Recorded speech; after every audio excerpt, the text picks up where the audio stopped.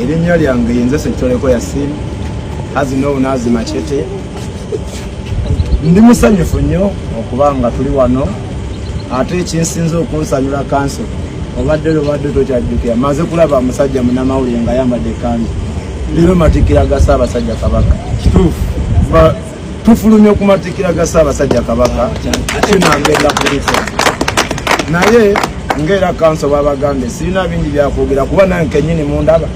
ninga ataliwo ninga atakkiriza nti ndi waddala mwenna mbalabanga mu abatali baddala nensooka okwebaza baganda bange mmwe bannamawulire mutukoze obulungi obutenkanika.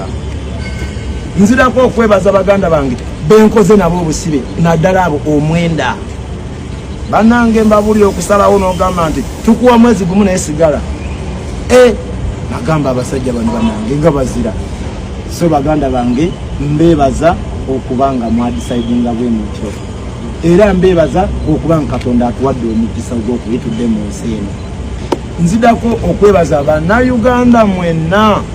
abali mu Uganda n'abali ebweru wa Uganda oyo gwe baali basibyeko ne gwe batasibangako bannange muyimirire naffe era tubasaba muyimirire naffe paka gye kakyukira kuba naffe tujjayimirira nammwe paka gye kakyukira.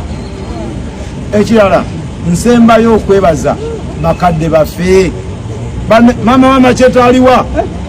mama gyoli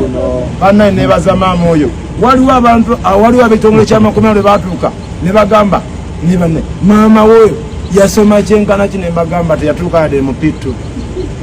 ng'alemeddeko nnyo alina gwe wekka bannenze firstborn wa maama oyo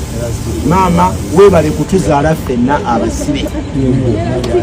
obadde ojja n'otukyalira ffenna nga toyawuddemu nti oyita Machete yekka n'otuyita ffenna. Mukyala Kalanzi